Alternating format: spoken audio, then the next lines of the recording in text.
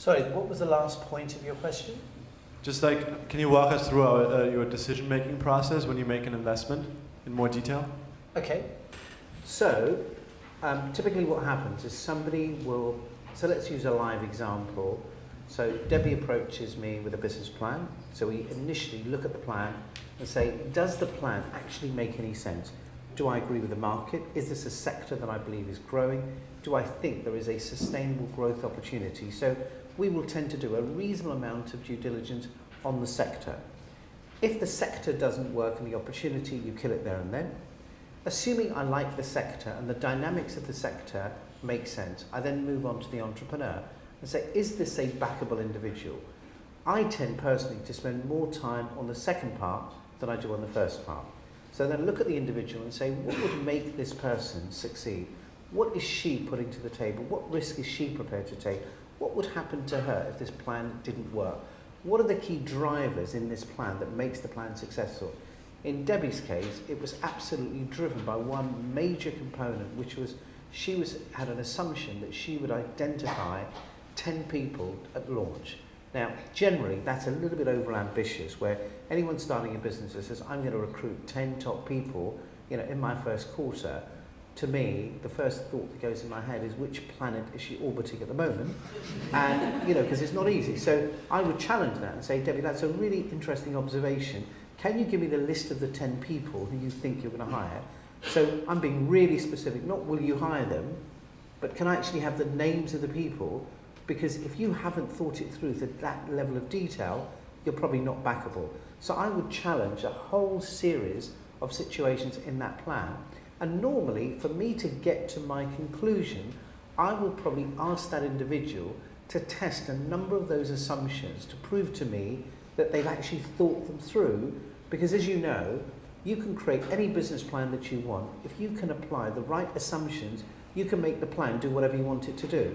From my perspective, if I'm going to put investment in there, I need to challenge those assumptions to see how well have you thought them through. If you cannot demonstrate that those assumptions are credible, realistic, and you understand them, the chances are we probably wouldn't make the assumptions, or wouldn't certainly make the investment. The lady over there, the rose. Oh, another lady. Yes. Hi, my name's Dr. Miller Marinova. I'm I'm a junior doctor at the Chelsea and Westminster Hospital and an ex-LSE alumnus. I have a question for you, seeing as you talk so much about gaining experience in the sector that you want to obviously become an entrepreneur in. For those of us who are in that sector and have gained the relevant experience, how do we go about taking that leap and, possibly cutting off a secure job to actually become an entrepreneur, and how, what kind of advice would you give to us? And the second part of my question, which I think is going to be slightly more relevant to the majority of people here, is regarding having those fantastic ideas. And how do you take those great ideas and pilot them and put them out there when so many of us, I guess, are scared of people sort of catching on to the idea and borrowing it and using it in some kind of other way, shape or form? Okay, really good question. Okay, let me firstly kill the one common myth, which is when somebody has an idea, generally, as you quite rightly said, they're scared, but if I go and tell somebody, they're going to copy it. If I had an idea that I thought was amazing, I thought was the next big capsize, I would do the complete opposite to what you said, which is I would go and tell everybody. Because what I would be trying to do is I would want to know, why is the idea going to fail? Now, I don't have the patent on knowledge, so I would go and talk to as many people as I can, but what I wouldn't be saying is, what do you think of this great idea? Because the way you frame the idea, you're almost anticipating the response. I think it's incredible, you'll do really well. Whereas I'm going to say, listen, I've had this idea, I'm not sure if it's going to work. What do you think?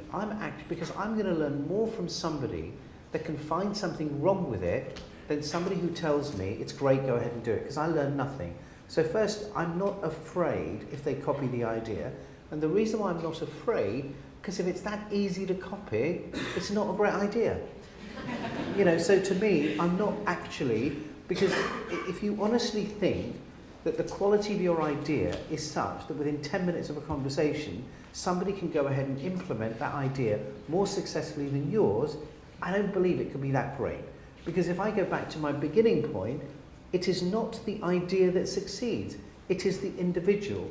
Businesses do not flourish on their own. They need the passion, the drive, the commitment, the determination of the individual. It is the individual who breathes life into the idea. So just by telling somebody else, I don't believe somebody else will ever have the passion that you will have. So because of that, in 30 years of my life, I have never been afraid to share that idea with anybody. And if somebody does, and to this day, nobody has ever literally gone out and copied the idea. Now maybe the message in there is because all the ideas I come up with was shit anyway, so maybe there's the answer, no. So I think personally, I'm not going to be paranoid. I'm not a great believer of the kind of whole patent structure. So, you know, a lot of people go out there, get an idea, they think, great, let me get it patented, let me go and spend a fortune, etc. Do I really believe in that? No, I don't. And simply because until I've proven the idea to work, I'm not going to waste my money. Because if you go to one patent lawyer and you get it registered, I will guarantee you go to another patent lawyer and said, if I wanted to get round that patent, what would I need to do? And you know what? It takes the guy 10 minutes to work out that if you change the fabric, if you change this design, or if there's a little quirk here, it gets around the patent. So what do I really achieve? So only until I've actually tried and tested would I even bother patenting it, because I'm going to waste my money. I think the key thing for me is if you have an idea that you believe in, number one, if you're not prepared to take that risk, you're never going to do it anyway.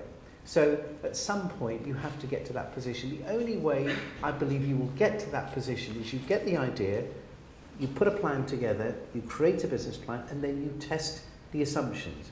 You know, and I suppose to me the best piece of advice I can give you, the only assumption to me that really and truly matters is, will somebody buy this that I don't know?